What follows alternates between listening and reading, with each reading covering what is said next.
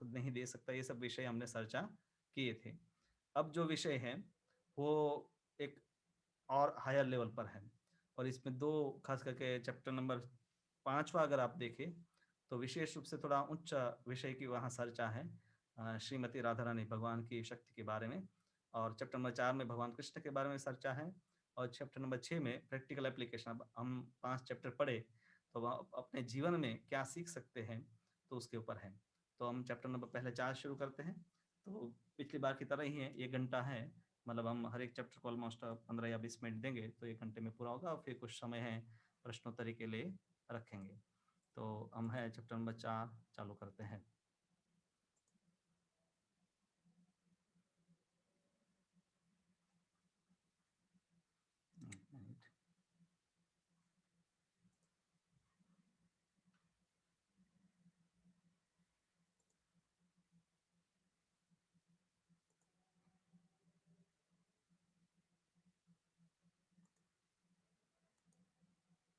Chapter number 4, okay. अभी आप देख सकते हैं चैप्टर नंबर 4, कृष्ण को यथारूप जानना।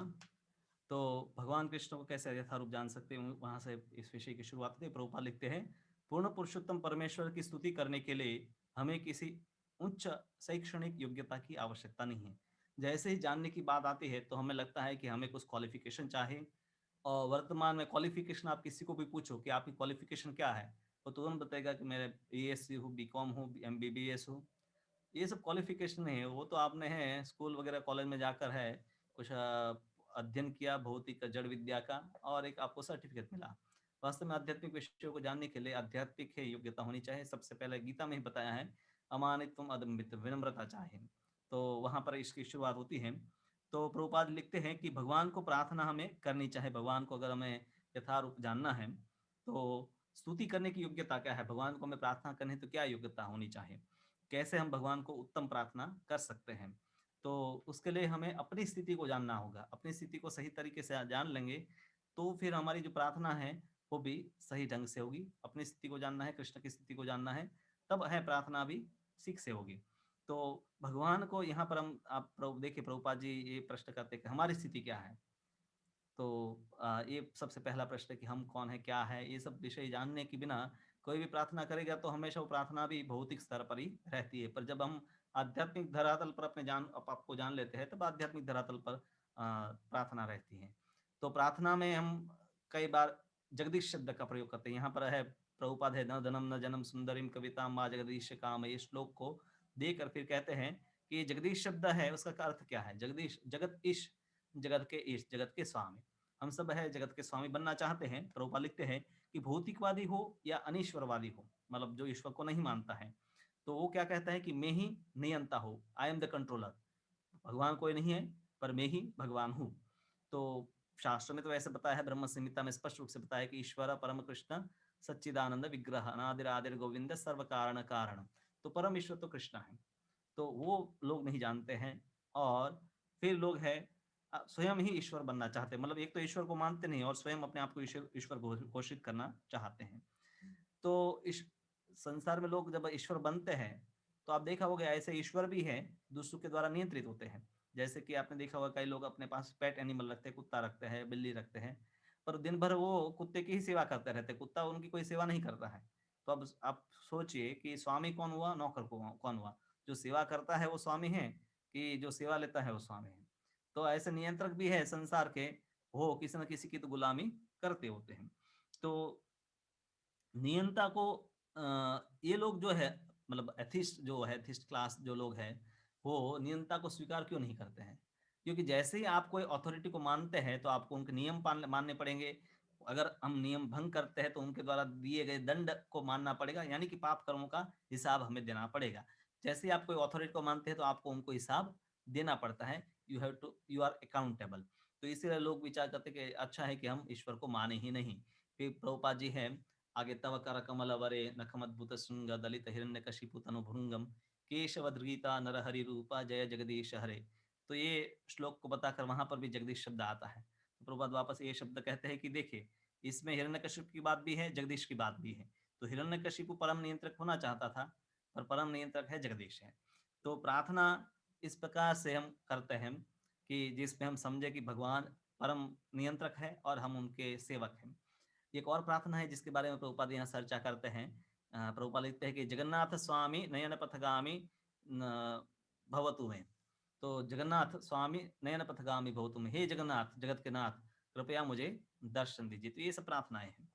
तो प्रार्थनाओं में जो है मतलब ये हम समझ सकते हैं कि संसार में अधिकतर लोग जो है नियंत्रक बनना चाहते हैं, संसार को नियंत्रित करना चाहते हैं। पर हम प्रार्थनाओं में क्या कहते हैं, भगवान आप ही नियंत्रक है। तो फिर ऐसा लोग, ऐसे व्यक्ति जो भक्त हैं, ऐसी प्रार्थना करते हैं, वो संसार में दूसरे लोगों के साथ है ईश्वर बनने की कोई स्पर्धा में भाग नहीं लेते हैं, बल्कि वो है निश्चिंत होकर है भगवान का मतलब है भक्ति करते रहते हैं। पर जो ऐसा नहीं मानते वो क्या करते हैं, वो ईश्वर बनने की स्पर्धा में लगे रहते हैं।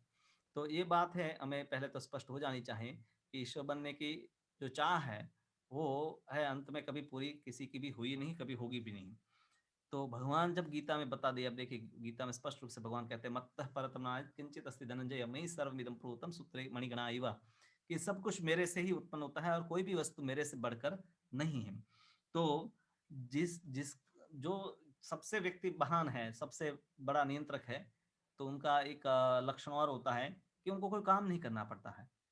आपने देखा होगा बहुत सारे धनवान लोग हैं अपने घर में कुछ काम नहीं करते, उनके घर में सब काम करने के लिए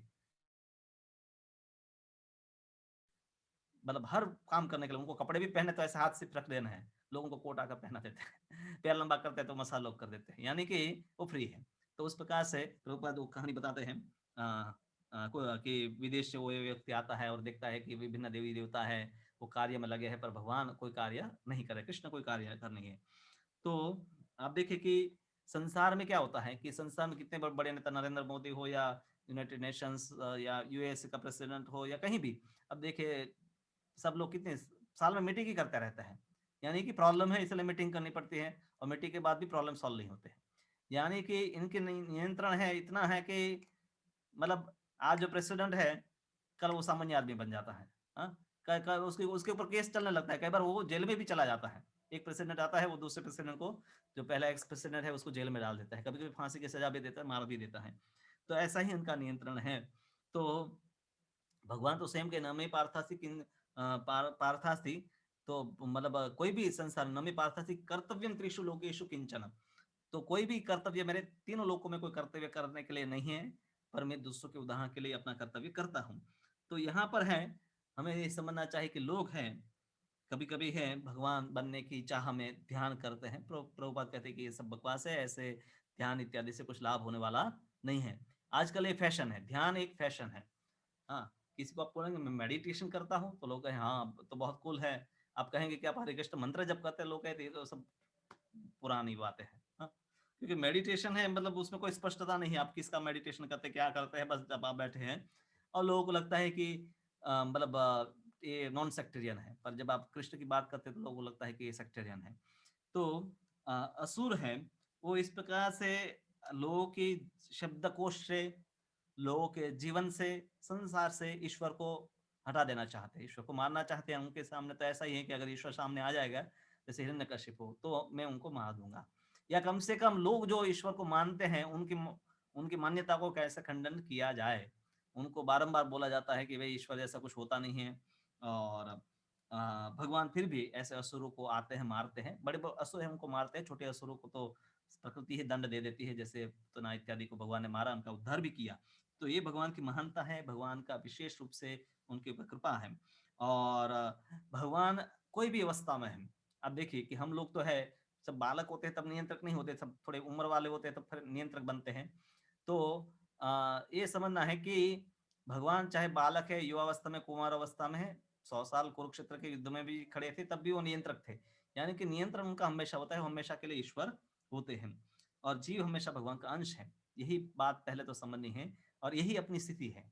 और फिर प्रभुपाद आगे बताते ब्रह्म संहिता का वो प्रसिद्ध श्लोक, प्रेमांजन चुरित भक्ति विलोचने संत्यव सदैव विलोक्यंती, कि जो प्रेम का अंजन जिसने अपने आंखों में डाला है उनके लिए ईश्वर का दर्शन सरल है, पर ऐसा जिसने नहीं किया उसके लिए ईश्वर के दर्शन काफी कठिन है।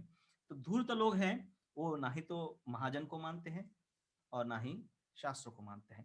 तो इसलिए उनके लिए ईश्वर का दर्शन कभी भी संभव नहीं हो पाएगा। और जो भक्त हैं वो जानते हैं कि भगवान का दिव्य धाम है, चिंतामणि धाम है, वहाँ पर दिव्य लीलाएँ होती है और वहाँ पर अनेक लक्ष्मियाँ हैं, भगवान की सेवा करती हैं। तो लक्षावृते सुरभि पालयन्त, अनेक सारे सुरभि गाय हैं, अनेक सारी लक्ष्मियाँ भगवान की सेवा में लगी हैं। तो ये बात आप जब करेंगे तो निराकारवादी कहते हैं नहीं, भगवान निरर्चा है, उनका कोई अर्चा नहीं होता है, यानी कि उनका कोई रूप नहीं होता है। तो वो बड़ी अपनी बात हमेशा रखते हैं। फिर भक्त जानते हैं कि भगवान है, वेणु कोणंतम बांसुरी बजाते हैं, उनका मेघ वर्ण है और मोर पंख लगा हुआ है। और ब्रह्मा जी ने भी इस रूप को देखा, इसलिए ब्रह्म संहिता में उन्होंने उस रूप का वर्णन किया। भागवत में भी इस रूप का वर्णन होता है। तो कई शास्त्रों में इस रूप का वर्णन किया गया है। और ब्रह्मा जी स्वयं बताए कि परम ईश्वर तो कृष्ण ही है। अब हम अपने मन की बात माने, क्योंकि ईश्वर की बात है शास्त्र में दी गई है। तो हमें अगर शास्त्र ये सब्जेक्ट है, अगर मान लीजिए कि आप मैथ्स की बात करें तो मैं गीता से कुछ कोट नहीं कर सकता। मैथ्स की बात है, मैथ्स के बुक्स के आधार पर चर्चा की जाएगी। ओके, मैं बढ़ा सकता हूँ।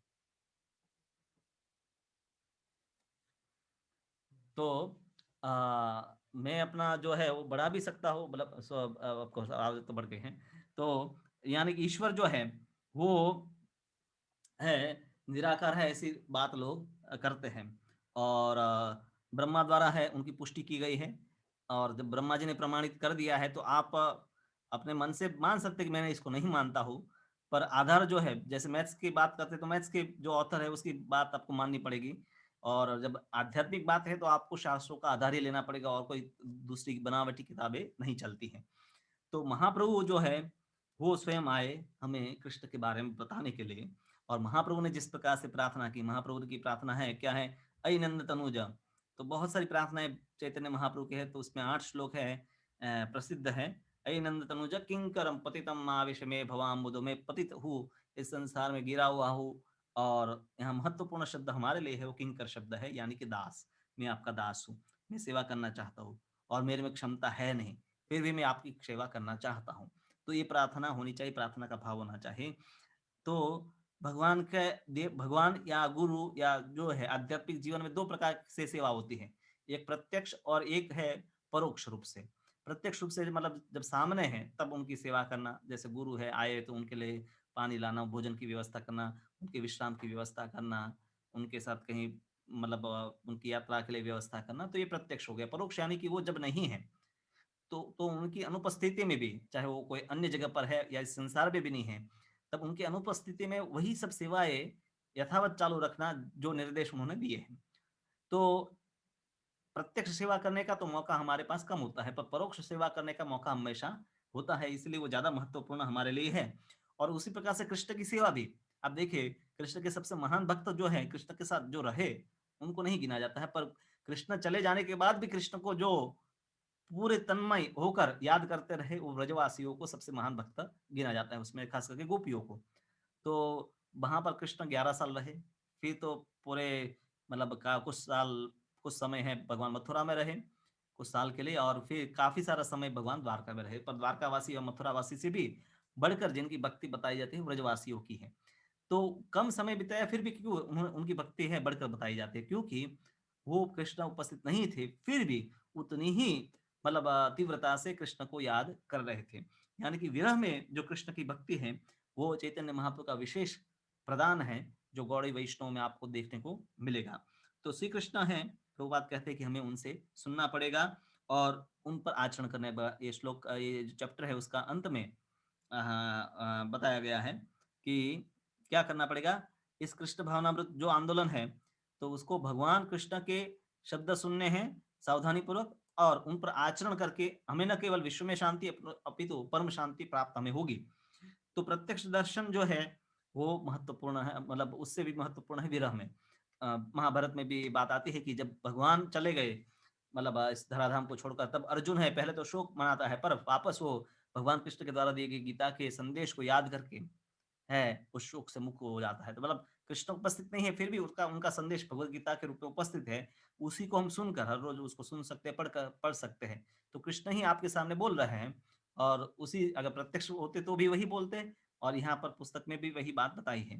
तो भक्त है वो प्रतीक्षा नहीं करता कि भगवान सामने आएँगे तभी मैं मानूँगा, तब तक उनकी बात नहीं मानूँगा, ना? तो वो उनको विश्वास नहीं है, इसीलिए ऐसा होता है। अगर विश्वास है तो मानेगा कि चाहे भगवान सामने है या उनके उन्होंने लिख कर दे दिया है। हाँ, जैसे बैंक में हम चेक डालते हैं, तो ऐसा बैंक वाला थोड़ा कहता है कि ये तो सामने व्यक्ति आएगा तभी है बैंक चेक पास होगा, उसकी साइन है वो पर्याप्त है। तो भगवान कृष्ण ने लिख दिया है, बोल दिया है, वो पर्याप्त है। उनको सामने आकर बोलने की हर ब व्यक्ति के सामने ज़रूरत नहीं है। उन्होंने एक जो भी सबको बोलना था वो बता दिया कि यही मैं आपसे चाहता हूँ। तो वो हमें उन्होंने बताया है, प्रभुपाद जी आगे अंत में मिशन भी हमें देते हैं कि इस कृष्ण भावनामृत आंदोलन का पूरे नगर और ग्राम सब जगह इसको पहुंचाना चाहिए। तो ये हमारा मतलब प्रभुपाद मिशन है, मतलब चैतन्य महाप्रभु का और प्रभुपाद जी का, तो उसपे हम सबको जुड़ना चाहें। तो इस प्रकार से जो पूरा चैप्टर है वो जीव और ईश्वर की जो स्थिति है उसका वर्णन करता है। अब चैप्टर 5 जो है कृष्ण की शक्तियों का ज्ञान, इसके हर एक पंक्ति भी या हर एक लाइन भी काफ़ी महत्वपूर्ण है, कई सारे फिलोसॉफिकल पॉइंट्स इसमें बताए गए हैं। तो शुरुआत प्रभुपाद यहाँ से करते हैं कि कृष्ण की शक्तियाँ हैं, वो कृष्ण के लिए भौतिक और आध्यात्मिक ऐसा कोई भेद नहीं होता। प्रभुपाद जी उदाहरण देते हैं इलेक्ट्रिसिटी का। जैसे इलेक्ट्रिसिटी है, उसी से आप ठंडी भी उत्पन्न कर सकते हैं, गर्मी भी उत्पन्न कर सकते हैं। इलेक्ट्रिसिटी को आप ठंडा कहेंगे कि गर्म कहेंगे? हाँ, उसको हम ठंडा या गर्म नहीं कह सकते हैं, वो तो एक ही है। पर आपने जो उपकरण लगाया, साधन जो लगाया, उस हीटर लगाया या कूलर लगाया, उसके अनुसार उसकी इफ़ेक्ट होती है। तो उसी प्रकार से भगवान की शक्तियाँ हैं। अब वो भिन्न-भिन्न कार्य करते हैं, तो उनको हम भिन्न-भिन्न नाम देते हैं। और प्रभुपाद दूसरा उदाहरण देते हैं कि गवर्नमेंट है, उन्हीं के अंतर्गत पुलिस भी होती है, उनके अंदर अंतर्गत जेल डिपार्टमेंट भी होता है। दोनों जगह पर है, सिपाही लगा कर रखे हैं। अब पुलिस है, जो सामान्य नागरिक हैं, उनका ख्याल रखती है और जेल में जो सिपाही हैं, वो जो अपराधी हैं उनका ख्याल रखते हैं। सरकार के लिए सरकार दोनों का पालन करती है, दोनों से प्रेम करती है, पर दोनों अलग-अलग प्रकार से कार्य करते हैं। एक से लोग हैं भय से मुक्त हो जाते हैं और दूसरे जो है जेल के सिपाही उनसे लोग डरते हैं। जो खास करके जो कैदी है, पर दोनों सरकार के ही लोग हैं। तो उसी प्रकार से इस संसार में दुर्गा जो है, दुर्ग यानी कि किला, और उसकी रखवाली करने वाली जो देवी है उसको दुर्गा देवी कहते हैं। जो इस संसार के पर नियंत्रण करती हैं। और आध्यात्मिक जगत में सुभद्रा भगवान की बहन भी है, पर सुभद्रा है वो आध्यात्मिक जगत में आध्यात्मिक शक्ति के रूप में, जैसे यहाँ भौतिक शक्ति सब वस्तुओं का नियंत्रण करती है, वहां पर आध्यात्मिक सुभद्रा देवी सब वस्तु का नियंत्रण करती है और उस आध्यात्मिक जगत का संचालन करती है।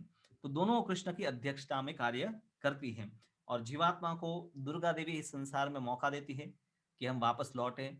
और जब हम वापस लौट जाते हैं आध्यात्मिक जगत में, तब दुर्गा देवी के हम संरक्षण में आ जाते हैं। तो जब कृष्ण को समझ जाएंगे, तब भौतिक पदार्थ को भी हम कृष्ण सेवा में लगाएंगे। प्रभुपाद कहते हैं कि मतलब प्रॉब्लम क्या है कि हम कृष्ण को नहीं समझे। कृष्ण को जब नहीं समझे तो हम है कृष्ण और उनकी जो शक्तियां हैं उनमें भेद करते हैं। और फिर क्या हम भौतिक पदार्थ को भौतिक समझते हैं और उसको भोग भोग के लिए प्रयोग करते हैं। पर हर वस्तु को कृष्ण के संबंध में देखेंगे तो समझ पाएंगे कि भौतिक पदार्थ भी कृष्ण की शक्ति है, इनके भी कृष्ण की सेवा में प्रयोग होना चाहिए। तो प्रभुपाद लिखे हैं कि इसीलिए जब कृष्ण को समझ आएंगे तब भौतिक पदार्थ भी कृष्ण की सेवा में लगाकर मतलब हम आध्यात्मिक लाभ प्राप्त कर सकते हैं। जैसे हम पत्र, पुष्प, फल, जल इत्यादि भौतिक पदार्थ है उसको भगवान को अर्पण करते हैं, पर उससे हमारे भक्ति में उन्नति होता है। तो कैसे भौतिक पदार्थ अर्पण करने से हमें आध्यात्मिक लाभ मिलता है, भौतिक पदार्थ भक्ति प्रदान नहीं कर सकता, पर हम हमारी भावना को व्यक्त करते हैं और भगवान उस पदार्थ जो अर्पण किए गए हैं उसको भी अपने स्पर्श से या अपने दृष्टि मात्र से उसको आध्यात्मिक बना देते हैं। और इसीलिए हम वो जो भौतिक पदार्थों से बना हुआ खाना खाते हैं, मतलब प्रसाद, जो प्रसाद है, पहले चावल था, अब वो प्रसाद बन गया। मतलब प्रसाद के रूप में कोई कुछ भी हो सकता है, रोटी, दाल, सब्जी, रोटी वगैरह और मिठाई कुछ भी। पर पहले वो खाना था, अब प्रसाद बन गया। हालाँकि वो भौतिक पदार्थ से बना दिखाई देता है हमें, पर अब आध्यात्मिक स्पर्श हो गया और इसलिए वो आध्यात्मिक लाभ पहुँचा सकता है और इसलिए परिवर्तन होता है। इसी प्रकार से भगवान का नाम हो, भगवान के दर्शन हो या भगवान के धाम हो, या पवित्र नदियों का जैसे गंगा, यमुना इत्यादि का जल हो, हर पदार्थ तो 5 पंच महाभूत से संसार में बना है, पर वो हमें कैसे आध्यात्मिक लाभ देता है? क्योंकि उनके प्रति हमारी जो दृष्टि है बदल गई। अगर दृष्टि नहीं बदली है तो अधिक लाभ मिलता नहीं है। तो इसीलिए कृष्ण को समझेंगे तब भौतिक पदार्थ को भी हम आध्यात्मिक उससे लाभ प्राप्त कर सकते हैं। हमारा शरीर भी भौतिक पदार्थ है, पर उसको भी कृष्ण की सेवा में लाभ प्रयोग करते हैं, तब हमें आध्यात्मिक लाभ मिलता है। तो भगवान को ऐश्वर्य के लिए संघर्ष नहीं करना पड़ता। नेक्स्ट पॉइंट प्रभुपाद कहते हैं कि सभी लोग संसार में ऐश्वर्य प्राप्त करने के लिए संघर्ष करते हैं, पर भगवान को संघर्ष करना नहीं करता। भगवान की जो शक्तियां हैं उसके द्वारा ही देवता है, उन्हीं के ऊपर भगवान का नियंत्रण रहता है। और भगवान हमेशा अपने धाम में रहते हैं। यहाँ पर ईशोपनिषद का एक श्लोक बताया गया, अनेजदेकम मनसो जवीयो। भगवान अपने मतलब धाम में स्थित रहते हैं, पर मन से भी ज्यादा गतिशील है, और देवता तक उनके पास पहुंच नहीं सकते हैं। वो वायु और वर्षा के देवताओं का नियंत्रण करते हैं। तो भगवान अपनी शक्तियों के द्वारा देवताओं का नियंत्रण करते हैं, पर भगवान अपने धाम में हमेशा रहते हैं। अब यहाँ पर प्रश्न आता है कि नहीं, तो फिर कृष्ण तो है वृंदावन में भी गए, फिर मथुरा में भी गए, तो भगवान का धाम तो वृंदावन है। तो ये प्रश्न का भी उत्तर है, प्रभुपाद लिखते हैं कि कृष्ण के कई रूप है, वासुदेव है, संकर्षण है, प्रद्युम्न है, अनिरुद्ध है और श्याम सुंदर है। तो श्याम सुंदर रूप है, वो व्रज में रहता है। जब उनको मथुरा में जाना है, द्वारका में जाना है, तब वह वासुदेव रूप। अब कृष्ण के लिए एक साथ अलग अलग कार्य करने के लिए अलग अलग रूप संभव है, हमारे लिए ऐसा नहीं होता है। तो कभी कभी लोग ऐसा कि वर्णन जब आता है कि ओके कृष्ण है, मथुरा में है, वासुदेव है, और वहां पर है मथुर व्रज में है भगवान, वो श्याम सुंदर है। तो एक बंगाली लेखक को तो ऐसा कंफ्यूजन हो गया कि वो समझता था कि दो कृष्ण है, ये दोनों सेपरेट पर्सन है। मथुरा के कृष्ण, द्वारका के कृष्ण और वृंदावन के कृष्ण तीन अलग अलग व्यक्ति है। पर तीन अलग अलग व्यक्ति नहीं है, वो एक ही है, एक ही तत्व है। पर वो अपने लीला के अनुसार, क्योंकि अलग अलग रूप में अलग अलग भाव भगवान प्रकट करते हैं। तो कृष्ण जो व्रज में है, तो वो ग्वाल बाल है और अपनी गाय चराते हैं, अपना फिर मक्खन चुराते हैं और गोपियों के साथ लीलाएं करते हैं। अब वो कहाँ से असुरों को मारेंगे? असुरों को मारने का कार्य वासुदेव रूप का है। तब वो वासुदेव रूप प्रकट होकर तब है वो असुरों को मारता है, और उसी प्रकार से कंस या और चाणूर मुष्टिक इत्यादि को भी मारने का कार्य वो करते हैं। तो एक ग्वाला जो है वो ऐसा कर नहीं पाएगा। तो भगवान अपने जिस जिस रूप में लिया उसी भाव को हमेशा उस रूप में बनाए रखते हैं, और कुछ कुछ और भाव की जरूरत है तब वो दूसरा रूप प्रकट कर लेते हैं। तो ऐसे अनेक भावों के लिए अनेक प्रकार के रूप भगवान है प्रकट करते हैं, और उसमें तनिक मात्र भी भेद नहीं है, पर फिर भी भाव का भेद रहता है। तो भेद नहीं है, फिर भी भेद जैसा भाग प्रस्तुत होता है। तो भगवान की विभूतियां अनेक हैं, और ये तो भगवान के स्वयं अपने रूप हो गए, स्वांश हो गए। पर इस संसार में भी, हाँ, आप अगर भगवद गीता का 10वां अध्याय पढ़ेंगे तो वहां पर भगवान विभूति योग है।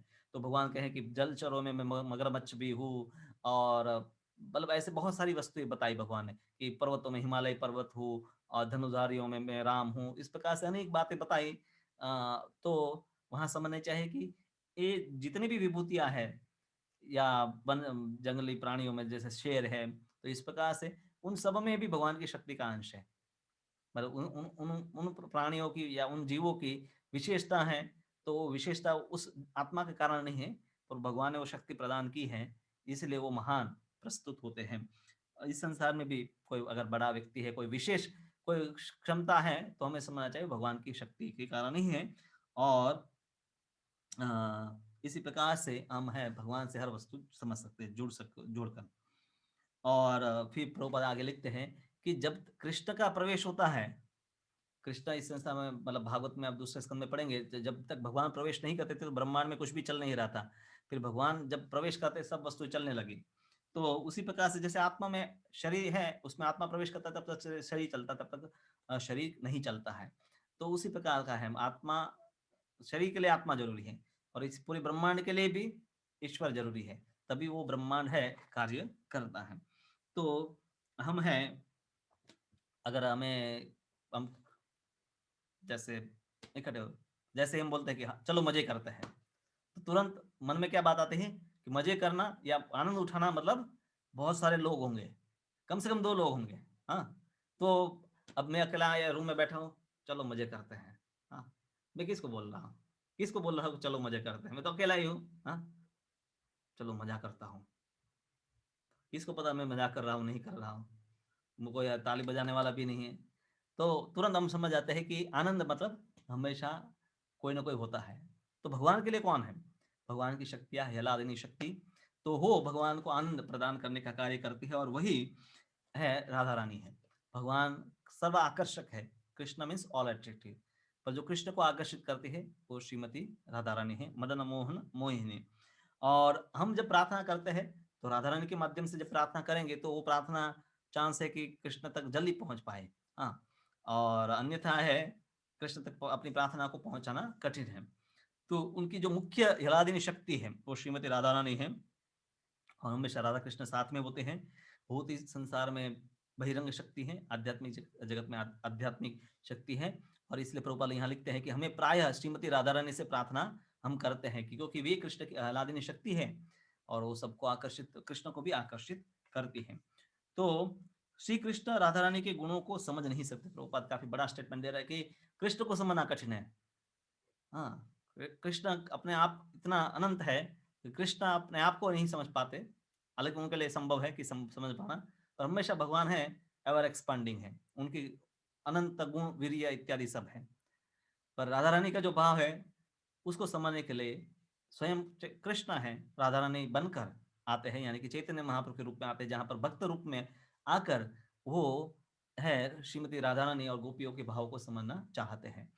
तो वैसे भगवान से कोई अनभिज्ञ नहीं है, पर कोई भी वस्तु का अगर एहसास करना है तो उस व्यक्ति के जैसा आपको बनना पड़ेगा।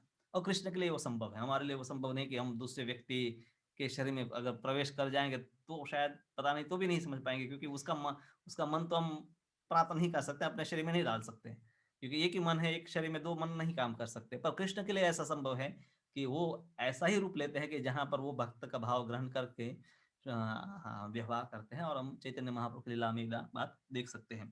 तो महाप्रभु है इस रूप में अवतरित होते हैं जहां पर वो विरह भाव में, एक भक्त भाव में अपनी लीलाएं करते हैं। और इसलिए आप देखिए गोस्वामियों ने भी चैतन्य महाप्रभु के जो फॉलोअर्स हुए, गोस्वामी, रूप गोस्वामी, सनातन गोस्वामी, तो उनके भजन में भी आप ये नहीं देखेंगे, या उनके जो भी द्वारा लिखा गया है कि हमने तो कृष्ण के कल दर्शन किए, हाँ वो हम बमशीवट पर गए थे, यमुना किनारे गए थे तो कृष्ण हमें दिखाई दिए। हाँ, आजकल भी कई लोग वृंदावन जाते तो कई बार कहते कि हमें कृष्ण के दर्शन हो गए। पर वो क्या कहते थे कि हे कृष्ण, हाँ, हे व्रज देवी के सुनो नंद सुत, हे नंद के सुत, हे व्रज के देवी, हाँ राधा रानी, हे ललिता, हे विशाखा, आप कहाँ पर है। मतलब वो क्लेम ये नहीं करते कि हमने भगवान के दर्शन किए, बल्कि वो कहते हैं कि आप कहाँ पर हैं। इसीलिए ब्रज में लोग क्या कहते हैं, जय राधे, राधा रानी को पुकारते हैं। तो ये सरल है। और हरे कृष्ण भी वही शब्द है, तो हम हरे कृष्ण पुकारते हैं। तो स्वयं श्री कृष्ण भी श्रीमती के राधा रानी के गुणों को समझ नहीं सकते हैं, यानी कि उनके भाव को समझने के लिए, क्योंकि कृष्ण है सेव्य भाव में है, इस मतलब वो सेवा ग्रहण करते हैं। राधा रानी का भाव क्या है, सेवा का, सेविका का भाव है। अब सेविका को समझना है तो कृष्णा भी को भी सेविका बनना पड़ेगा, और वो महाप्रभु के रूप में अवतरित इसलिए होते हैं। तो कृष्ण और प्रभुपाद अब बहुत एक बड़ा स्टेटमेंट दे रहे हैं कि कृष्ण लीला के प्रेक्षक मत बनना, नहीं बनना है, हमें विरह का अनुभव करना चाहे। हम थिएटर में जाते हैं क्या, किस लिए जाते हैं, हम कृष्ण की लीलाओं को या कुछ देख नहीं जाते। देख, प्रेक्षक या ऑडियंस ऑडियंस या स्पेक्टेटर होता है, वो क्या करते हैं, बैठेंगे आराम से, हाँ बहुत अच्छा चल रहा है, जो भी देख कर स्वयं आनंद लूटते हैं। तो कृष्ण की लीला हम ना ही इस प्रकार इस भाव से सुनते हैं, ना ही इस भाव से हमें सुननी चाहे कि जिसको सुनकर हम आनंद लूटें, बल्कि प्रभुपाद कहते हैं कि सेवा का भाव होना चाहिए। वो कृष्ण की लीला हम सेवा भाव से सुनते हैं, नहीं कि अपने एंटरटेनमेंट से। यहाँ का मतलब है आनंद लूटने का भाव है कि मनोरंजन के भाव से नहीं सुनते कि चलो अब अभी मुझे कुछ तो वीडियो देखना है, तो इस वीडियो को देखकर मैं मनोरंजित हो जाता हूँ। सेवा का भाव है, इसीलिए हम सुनते हैं, वो जिनको और सेवा के लिए प्रेरित होना है। तो ये भाव है, प्रभुपाद बहुत बड़ा स्टेटमेंट दे रहे हैं। और सेवा की शुरुआत कहाँ से होती है, आप सब जानते हैं कि वो जिह्वा से होती है, जिससे हम कीर्तन करते हैं और भगवान का प्रसाद लेते हैं। तो ये जो कीर्तन है, प्रभुपाद आगे लिखते हैं कि संसार जो दावानल रूपी है, संसार दावानल लीढ़ लोका, हाँ, तो ये हरे कृष्ण मंत्र है, वो संसार दावानल को शमन करता है। अब संसार का दावानल है विश्व, फिर प्रभु बात करते हैं कि विश्व युद्ध 1 हुआ, फिर लोगों को लगा कि संसार का दावानल खत्म हो जाएगा, विश्व युद्ध 2 हुआ, उसके बाद भी लोगों को लगा कि अब संसार का दावानल, चलो अभी यूनाइटेड नेशंस बना दिया, अब दावानल नहीं रहेगा। अब देखिए अभी भी दावानल चल रहा है, अभी भी युद्ध चल रहे हैं, अभी भी बड़े बड़े बम बन रहे हैं, और हर रोज हम सुनते हैं कि भाई आतंकवादी आए, 2-4 लोगों को मार दिया, चलता रहता है। यही संसार की वास्तविकता है, इसको कोई टाल नहीं सकता, क्योंकि कलयुग में इसी प्रकार से कार्य चलता रहता है। तो आग बुझाने का वैज्ञानिक प्रयास कैसे करते हैं, बम बनाकर। अब बम बम बनाकर आप आग नहीं बुझा सकते हैं, हाँ, संसार दावानल है, उसमें आप और बम बनाएंगे और फोड़ेंगे तो क्या होगा, आग और बढ़ेगी। उसके लिए आपको गुरु की कृपा रूपी जो बादल है उससे वर्षा चाहे। तो ये बहुत ही जरूरी है। और ज्ञानी है इस दावानल का शमन करने के लिए क्या करते हैं, वो है ब्रह्मलीन हो जाना चाहते हैं, तो उससे भी दावानल कुछ समय के लिए उनके लिए समाप्त हो जाता है, पर वापस जब इस संसार में वो आते हैं तब उनके लिए वापस दावानल प्रज्वलित हो जाते हैं, तो कुछ समय के लिए वो है मतलब शांति प्राप्त कर सकते हैं, पर भौतिकवादी व्यक्ति तो कुछ समय के लिए भी प्राप्त नहीं कर सकते हैं। तो यहाँ पर है प्रभुपाद ने विश्व युद्ध का वर्णन किया। उसके बाद है प्रभुपाद यहाँ अंगूर खट्टे हैं बात बताते हैं कि जैसे वो लोमड़ी गया और उसको अंगूर नहीं मिले तो कहाँ दिया कि अंगूर खट्टे हैं। तो लोग हैं जो भौतिक मतलब खास करके ज्ञानी लोग हैं, वो इस प्रकार से विचार करते हैं कि ये सब पूरा संसार है, मतलब इसमें सुख नहीं है, चलो इसका त्याग कर दो, सब निराकार है। क्योंकि उनको वास्तविक जो सुख है और कृष्ण के संबंध में हर वस्तु को देख नहीं पाए, इसलिए उन्होंने कह दिया अंगूर खट्टे हैं, क्योंकि मुझे नहीं मिला। अगर मुझे मिल जाता तो खट्टे नहीं होते, खट्टे होते तो भी मैं खा लेता। अगर वो लोमड़ी को अंगूर खट्टे भी मिल गए तो खा लेता। हाँ, बस जब भूख लगी है तो खट्टा मीठा कुछ नहीं होता है, पर उसको नहीं मिला, मेन दुख उसका यही था। तो अनेक जन्मों के बाद है ज्ञानी व्यक्ति के लिए तो संभव है कि कृष्ण तक पहुंचे। वो भी भक्तों का संग होगा तब वो पहुंचेगा। तो दुर्गा, ये संसार ही दुर्गा है। दुर्गा दुखमयी संसार है। हाँ, तो दुर्गा के हाथ में भी त्रिशूल है। आध्यात्मिक, आदि भौतिक और आदि दैविक तीनों प्रकार का क्लेश है वो हमें प्रदान करते रहते हैं। तो दुर्गा देवी हमें यही सिखाना चाहते हैं कि तीनों तापों से मुक्त होना है। तो मेरे जो स्वामी हैं उनकी बात मान लो, उन्होंने जो गीता में बताया उसको अपने जीवन में अपना लो, और जीवन के उद्देश्य को समझ लो, वो है कि भगवान को समझना। और भौतिक जो आकांक्षा है, रूपाल जी कहते हैं कि भौतिक आकांक्षा जब तक रहेगी तब तक है कठिन है प्रगति करना, तब तक प्रगति करना बहुत कठिन है। और वर्तमान में जो भौतिक पूरी सभ्यता है तो उसका प्रभुपाद यहाँ लिखे, जब तक हमारी आकांक्षाएं भौतिक जगत में अटकी है तब तक प्रगति करना असंभव है। और फिर प्रभुपाद जी उदाहरण देते हैं कि वो नाव जो लोग चला रहे थे पर लंगर नहीं निकाला, तो कई घंटों तक चलाने के बाद वहीं के वहीं बने रहे। तो उसी प्रकार से भक्ति और भौतिक आसक्ति दोनों साथ साथ में नहीं चल सकती। हम सब जानते हैं कि हमारी भौतिक आसक्ति अभी समाप्त नहीं हो गई है, और हम 100% चाहते भी नहीं कि वो समाप्त हो जाए। हम अभी भी थोड़ा बहुत बना कर रखना चाहते हैं। और अगर हम विचार करते हैं कि सब समाप्त हो जाएगी तो करेंगे क्या? फिर तो ना ही मोबाइल होगा।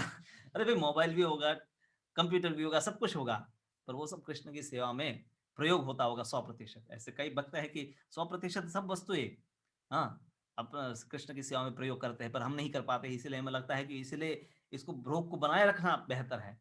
रोग को बनाए रखने से मतलब फायदा नहीं है, पर क्योंकि हम अभी कमजोर हैं तो हमें गुरु या भक्त मौका देते हैं कि ठीक है, आप थोड़ा थोड़ा धीरे धीरे है प्रयास करते रहो, धीरे धीरे आपकी सेवाएं बढ़ती जाएगी तो आपकी भौतिक आसक्तियां दूर होती जाएगी।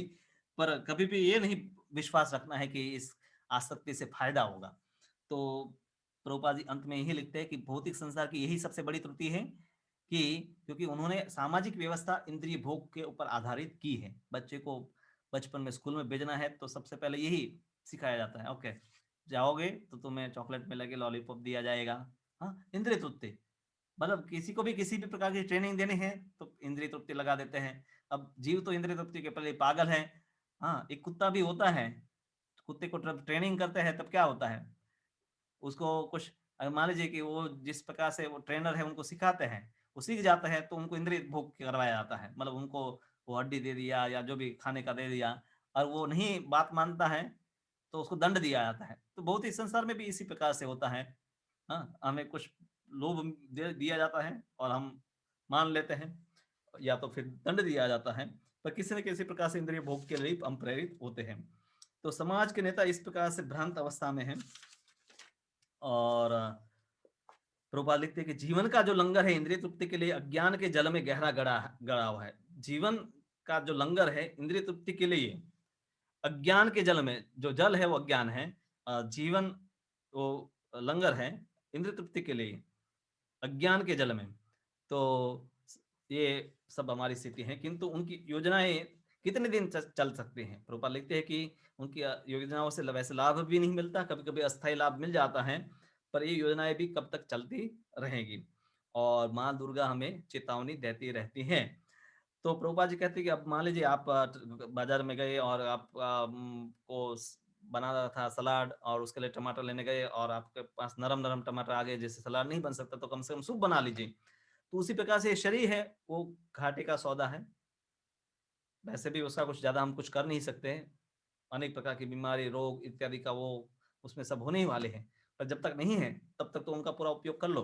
तो उसको प्रभुपाद कहते हैं घाटे का सर्वोत्तम उपयोग है कि उस शरीर को भगवान की सेवा में लगाना और केवल अशुद्ध भक्ति है, उसी को जीवन का लक्ष्य बनाना। तो तभी है हमें लाभ होगा, और कोई लक्ष्य बनाएँगे तो हम वापस एक और धोखा खा जाएँगे।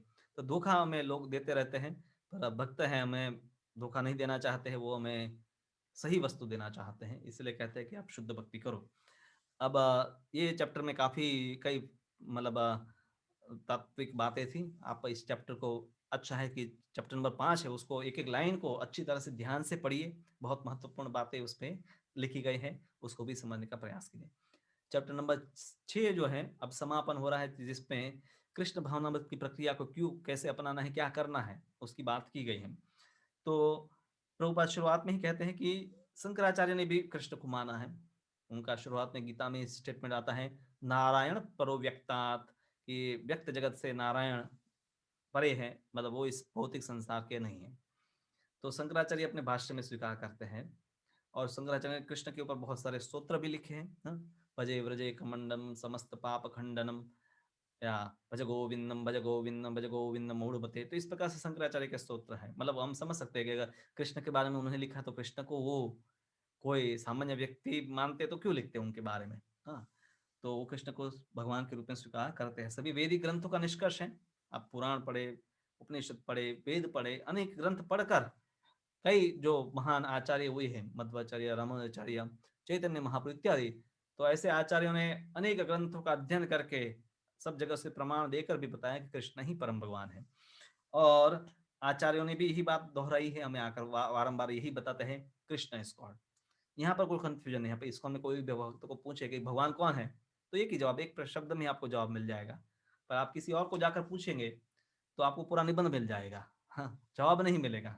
और आप पढ़ते रहेंगे तो भी अंत में भी पूरा निबंध पढ़ लेंगे तब भी पता नहीं चलेगा कि क्या कहना चाहते हैं। ऐसे बहुत सारे लोग हैं, इनको प्रश्न पूछा गया कि वो इज गॉड, भगवान क्या है, और वो इतना घुमाया घुमाया कि पता ही नहीं चला कि कहना क्या चाहते हैं। जो प्रश्न है हु का सामान्य रूप से इंग्लिश में जवाब एक ही शब्द में होता है, who is president of India, तो एक ही शब्द में वो एक ही नाम आएगा। तो वो वाले प्रश्न में इतना लंबा चौड़ा कुछ करने का नहीं होता है, फिर भी लोग हैं समझ नहीं है इसलिए लंबी बातें करते हैं। तो सब साधनों से ईश्वर को समझने का प्रयास करना है। प्रभुपाद लिखते हैं कि हमारे पास जो कुछ है, यदि उनका उपयोग हम भगवान को समझने के लिए करें तो कृष्ण यह सिद्ध कर देंगे कि वे ही पूर्ण पुरुषोत्तम भगवान हैं। यदि हम केवल यही तथ्य स्वीकार कर ले तो हमें हमारी सारी शिक्षा प्रणाली पूर्ण हो जाएगी। हमें बहुत सारे प्रयोग करने की जरूरत नहीं है, पर जो हमारे पास उपलब्ध साधन है उन सबको कृष्ण के समझने के में लगाए। हाँ, जो भी जिस प्रकार का भी विज्ञान है, जिस प्रकार की भी वस्तु है, उन सब से कृष्ण को समझाया जा सकता है, और विपरीत उन सब का उपयोग करके ये भी समझाया जा सकता है कि ईश्वर नहीं है। तो अभी ये बात विपरीत बात हो रही है। तो प्रभुपाद लिखते हैं कि प्रामाणिक आचार्यों के द्वारा तो ये सब वस्तु बताई गई है। शाश्वत संबंध हमारा जो है उसके बारे में बताया गया है कि हम सबको कुछ न कुछ कर्तव्य करना पड़ता है। प्रभुपाद ही कर्तव्य के बारे में बहुत कुछ कहते हैं कि कर्तव्य हर व्यक्ति को करना पड़ता है, पर अपने कर्तव्यों से कृष्ण को संतुष्ट करना यही कर्तव्यों की सफलता या परिपूर्णता है। योगः कर्मसु कौशलम, कर्म की कुशलता है योग है। योग यानी कि कृष्ण से जुड़ना। जिस कर्म से कृष्ण से जुड़ सकते हैं तो वो कर्म है, वो पूर्णता हमें प्रदान करेगी। और भगवान प्रसन्न होंगे, भगवान की सेवा होगी, भगवान प्रसन्न होंगे, वो कैसे पता चलेगा? प्रामाणिक गुरु जो है वो प्रसन्न होंगे तो हमें समझना चाहे कि भगवान प्रसन्न हमारे से हुए हैं। और प्रामाणिक गुरु जो है वो यही बताते हैं कि कृष्ण ही परम है। यस्य प्रसादात भगवत प्रसाद, यस्य प्रसादात नगति कुतोपि। तो कृष्ण मतलब वो चश्मा जैसे, प्रभुपाद यहाँ कहते हैं कि वो चश्मा जैसे, वो यही बताते, कृष्ण कहते हैं मैं सर्वोच्च हूँ, और गुरु भी कहते हैं कि कृष्ण सर्वोच्च है, कोई भेद नहीं होता है। तो गुरु कौन है? अब आम, प्रभुपाद कहते हैं कि आम अगर बाजार से खरीदना है तो आपको पता होना चाहिए आम, अच्छे आम कैसे होते हैं, क्या कैसे दिखाई देते हैं। अभी जैसे सीजन नहीं है और बाजार में आपको आम मिल जाएंगे, अभी मिलने लगे हैं, पर सीजन के बिना के आम अगर आपको अनुभव नहीं है तो घर पर लेकर आएंगे ऊपर से पीले पीले अच्छे दिखा देंगे, पर हो सकता है अंदर कच्चे हो। तो इसलिए अनुभव जरूरी है। तो इसीलिए भगवान हमें शास्त्र दिए हैं, व्यासदेव ने सब लिखा है। तो गुरु कौन है, ये पहली बात समझनी है। तो सबसे पहली बात, इस बात को तो भगवान स्वयं ही बता दे कि इमं विवस्ते योगम प्रोक्तवान अहम व्यय अव्ययम कृष्णम वंदे जगत को। कृष्ण ही जगत के गुरु है, वही गुरु है। सबसे प्रथम गुरु कृष्ण है। अब कृष्ण से हम सीधा सीधा नहीं सुन सकते, हमारी ये योग्यता नहीं है। तो कृष्ण के शिष्य से सुनो, कृष्ण के शिष्य से सुनने की भी हमारी योग्यता नहीं है। तो उनके शिष्य के शिष्य के शिष्य, ऐसे कई पीढ़ियों के बाद तो कोई ना कोई होगा कि जो हमारे योग्य संदेश हमें दे सके, और वो प्रभुपाद थे कि जिन्होंने ये संदेश हमें दिया, और उसी को हम दोहराते हैं। तो इस प्रकार से प्रभुपाद हम सबके लिए शिक्षा प्रदान कर रहे हैं, और हमें अर्जुन की तरह सुनना है, और सुनने के बाद अर्जुन की तरह निष्कर्ष पर आना है कि नष्टो मोह स्मृति लब्ध्वा गत संदेह करिष्ये वचनं तव। अर्जुन का ये निष्कर्ष था। तो अगर हम ये निष्कर्ष पर आ जाते हैं कि गीता सुनकर, ये पुस्तकें पढ़कर, कि मेरा मोह नष्ट हो गया, मेरी स्मृति वापस आ गई, और मैं अभी अपनी स्थिति में स्थित हो गया हूँ, अब कृष्ण कहेंगे उस प्रकार से मैं अपना जीवन जीऊंगा। तो ये कृष्ण से सुनने का और समझने का प्रमाण है। ये स्थिति मन की आनी चाहिए। और फिर कृष्ण कहते क्या है, कृष्ण बहुत सरल बात कहते हैं, यत करोसि दशनासि जो ददासी।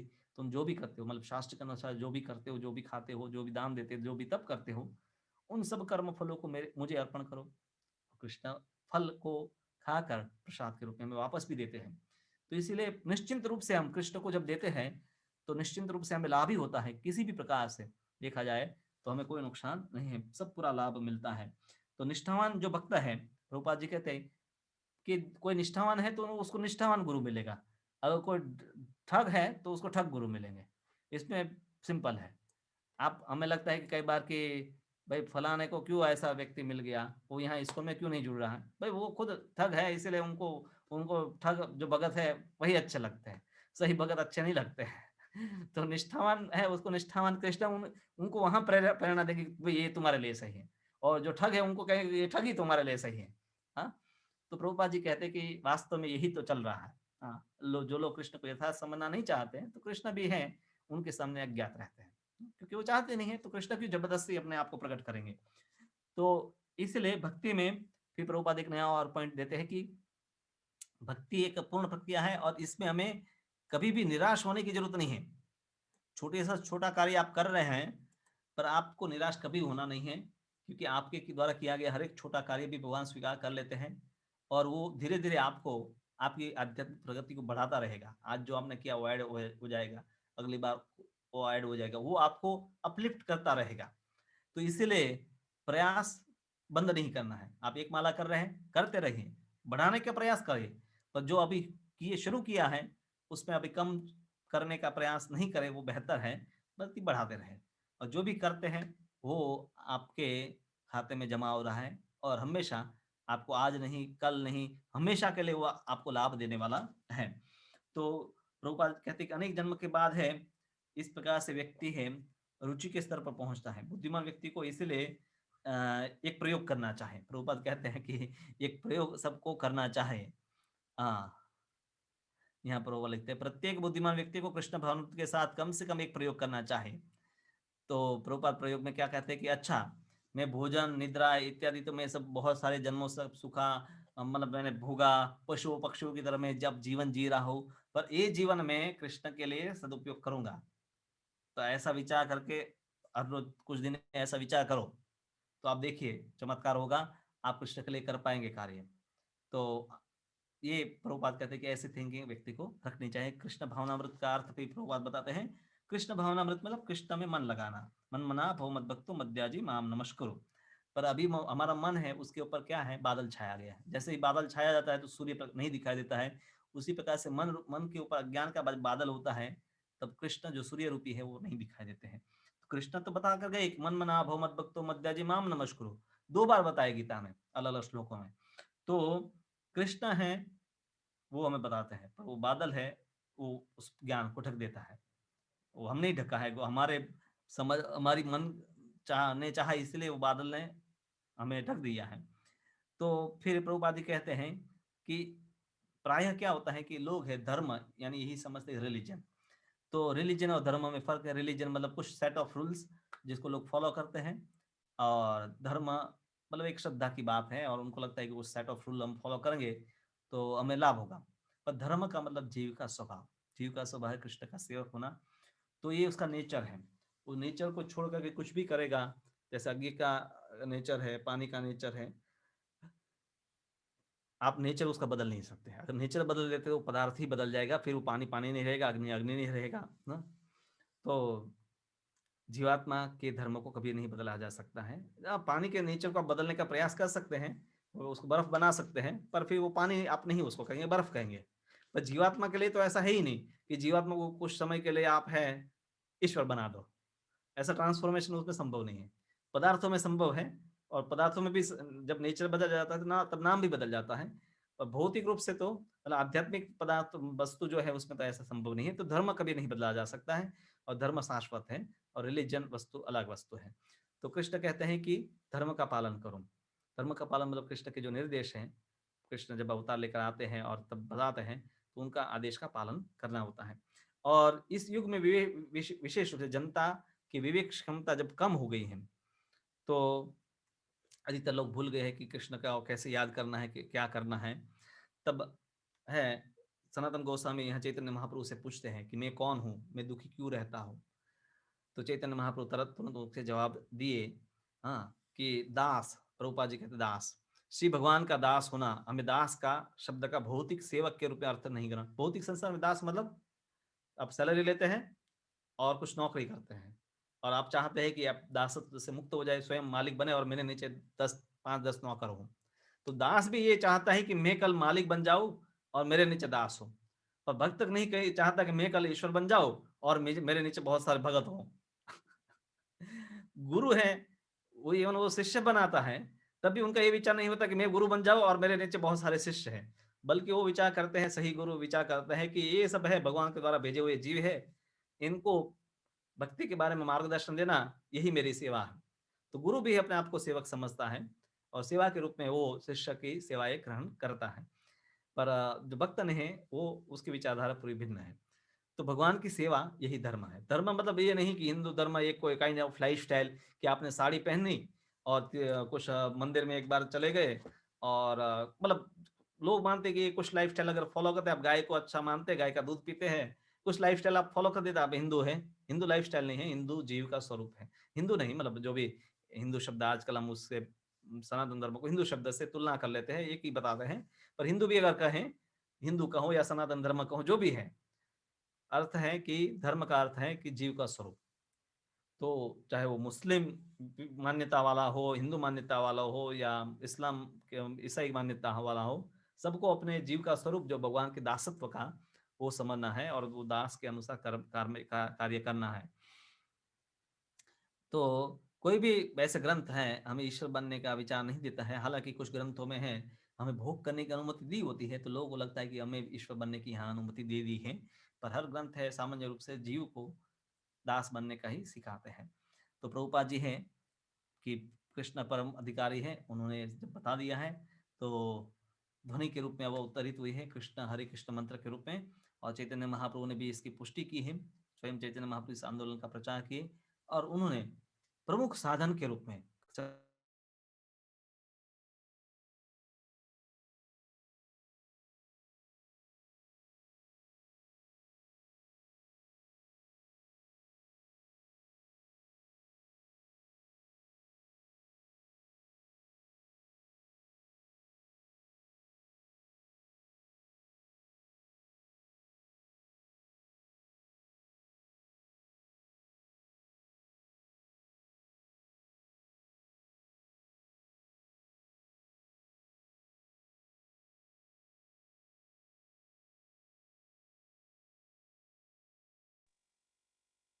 हरे कृष्णा। अभी यहाँ पर लाइन चली गई है, वैसे भी पूरे चैप्टर में अभी हरे कृष्ण मंत्र ही बाकी था। तो बहुत धन्यवाद आप सब भक्तों का कि आप सबने इसमें भाग लिया, और जिन्होंने भी पूरी किताब पढ़ी उनका भी विशेष रूप से धन्यवाद। और हमने 2 सत्र में है 6 जो अध्याय थे इसके, उसका सारांश देखा। आपके प्रश्न इत्यादि कुछ है तो मुझे आप है, और या ओम प्रभु प्रभु को आप व्हाट्सएप पर डाल सकते हैं, क्योंकि अभी यहाँ इलेक्ट्रिसिटी नहीं है तो कुछ तो दिक्कत होगी। तो अच्छा है कि आप चैप्टर को अच्छी तरह से समझे, पढ़े और खास करके चैप्टर नंबर 5 है, वो अगर नहीं पढ़ा है तो विशेष रूप से पढ़े, 2 बार पढ़े तो उसमें कई वस्तुएँ ऐसी बताई गई हैं कि जो हमें ध्यान से समझनी चाहिए, तो उसको ज़रूर से पढ़ें। धन्यवाद। वैसे यहाँ तो मतलब इसमें तो मीटिंग चल रही है, मैं इस अभी मोबाइल से कर रहा हूँ, पहले लैपटॉप से कर रहा था, तो कोई किसी को कुछ बताना है तो बता सकते हैं वैसे। हाँ,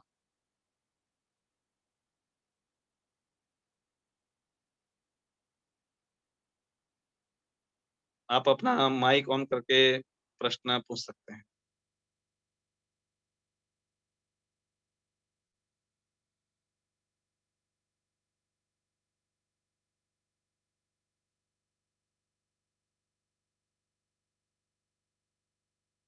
okay, Yuvraj Bansal, can I do कीर्तन प्रभु जी? मतलब कीर्तन तो सब लोग कर सकते हैं। अब कीर्तन अभी कीर्तन करने की बात आप कर रहे हैं कि पता नहीं कब की बात कर रहे हैं, पर कीर्तन तो कोई भी व्यक्ति कर सकता है।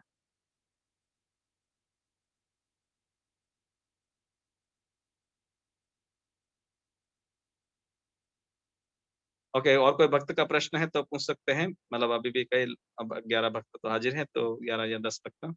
तो कोई प्रश्न है तो अभी पूछिए या तो मतलब मैसेज में डाल सकते हैं, अभी भी डाल सकते हैं। अभी डालेंगे तो क्या है कि उसी समय प्रश्न के उत्तर हो जाते हैं और मतलब मतलब आप कई बार हम भी भूल जाते हैं, आप भी भूल जाते हैं, तो अभी प्रश्न है तो तुरंत हम कुछ 10 मिनट के लिए ले सकते हैं इसको। कोई मेरे ख्याल से ऑडियो में जवाब नहीं दे रहे। हरे कृष्णा प्रभु जी। हाँ, बोलिए। हाँ, हम ये हरे कृष्ण मंत्र का जाप कभी भी कर सकते हैं? हाँ, मंत्र का जप भी कभी भी कर सकते हैं और आप है कीर्तन भी कभी-कभी कर सकते हैं। कीर्तन हालाँकि उसमें कई बार मृदंग, करताल इत्यादि है, तो हम पवित्र स्थान में उसका जप करते हैं। मतलब अपवित्र स्थान में उसको नहीं लेके जाते हैं। पर हुँ, नाम जप है, आप स्नान करते समय भी कर सकते हैं, कहीं भी कर सकते हैं। मतलब अच्छा। ऐसे माला पर नहीं, पर ऐसे मुँह से करना है तो कर सकते हैं। हाँ, माला तो हम मतलब कम से कम बाथरूम इत्यादि में नहीं करते हैं। पर अगर हम वर हाँ जी, स्नान स्नान अगर करते समय कृष्ण का नाम ले सकते हैं हम, जैसे गंगे च यमुना चैव गोदावरी, मतलब पवित्र हुँ, नदियों के नाम लेते हैं, उसी प्रकार से भगवान का भी नाम लिया जा सकता है। कभी भी, कहीं भी, अगर हम वर्किंग प्लेस पे फ्री है तो दे सकते का नाम ले सकते हैं ना? हाँ, अभी लाइट यहाँ पर आ गई है, तो आप देख सकते हैं उजाला हो गया है। अच्छा, ले सकते हैं। हाँ, हरे कृष्ण। हाँ, और प्रश्न है तो बताएँ, अभी यहाँ लाइट भी आ गई है।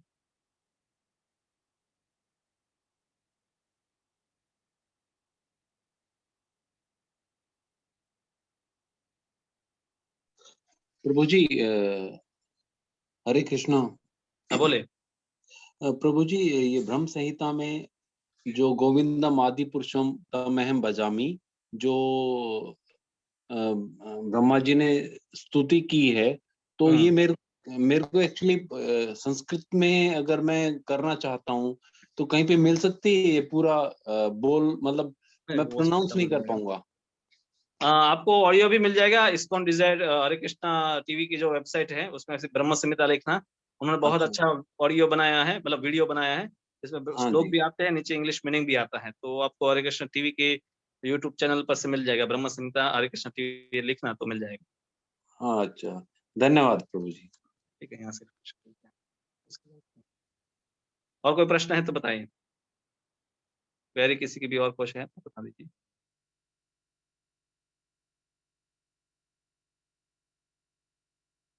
ओके, युवराज है, अनुज है, माता जी हैं और ओके, और कोई प्रश्न? ओके, एक तो यहाँ किसी ने लिंक डाली है, ठीक है। गोविंद आदि पुरुषम, ठीक है, लिंक भी आ गए हैं, आप चैटिंग में देख सकते हैं। मिश्रा ओझा है, मितेश त्रिवेदी, ओम, प्रवेश यादव, पूनम यादव, राधिका, रितु। तो आपके कोई प्रश्न है तो बताइए, वरना हम है इसका समापन करेंगे। वैसे भी 1 घंटा हो गया है, समय के अनुसार हमारा पूरा हो गया है। तो आप सबको धन्यवाद जिन्होंने बुक पढ़ ली और नहीं पढ़ी है तो एक बार पढ़ ले तो अच्छी बात प्रभु जी मैं ओम बोल रहा हूँ। थैंक यू प्रभु जी, मैं केवल धन्यवाद करना चाहता हूँ आपका। अभी प्रसन्न नहीं है इस टाइम पे, बट है। Okay, I want to thank you really from the bottom of my heart. आप बहुत ओके, अच्छा काम कर रहे हो Prabhu ji. Yes, and Om Thakkar Prabhu and you and Ram Siddharth okay, Prabhu, you धन्यवाद ऑल आर आपका। Doing a great job. आप बहुत सारे लोगों को अपॉर्चुनिटी दे रहे हो। हुँ, यस, फॉर एप्रिसिएशन।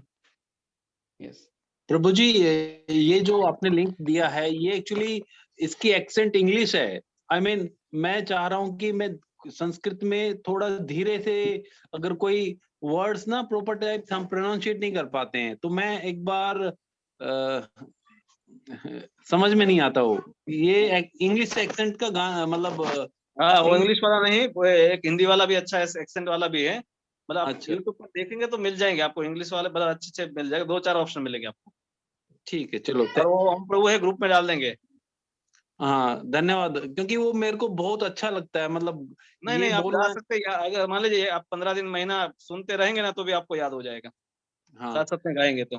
क्योंकि फिलहाल मैं गा रहा हूँ गोविंदम आदि पुरुषम तम अहम भजामि, मेरे को बहुत अच्छा लगता है, बट अहम उसके बजामे, अलावा भी अहम नहीं, मतलब आप जो जैसे हिंदी भाषी वो अहम कर देते हैं, अहम। अहम, तम हाँ, अहम, तम अहम, ए नहीं तम है, अहम, अ है, ए नहीं, अहा अ है, सिर्फ तम अहम बजामे। तम अहम भजामि। हाँ, धन्यवाद। धन्यवाद। यस प्रभु जी, एक्चुअली मुझे भी बहुत पसंद है ये। तो प्रभु जी, कोई एक चीज पूछनी थी जनरल, इस पुस्तक से बारे में प्रश्न नहीं है, बट अगर हम लोग संस्कृत सीखना चाहें तो फिर कोई तरीका है कि मतलब अडल्ट के लिए मैं वैसे भी संस्कृत संस्कृत की ग्रामर इत्यादि कोर्सेज या सिखाता कोई? हूँ, पोस्ट ग्रेजुएशन वालों तक का मैं सिखाता हूँ वो संस्कृत ग्रामर। पर इसमें क्या होता है कि ज्यादातर लोग कैंडिडेट जो सीखने का उत्साह होता है, उनका 2-4 दिन के लिए उत्साह होता है, रियली सीखने के लिए कोई तैयार नहीं होता है। मृदंग भी प्रभु सीखने जी, के आप लिए खुद हम, सिखाते हो क्या?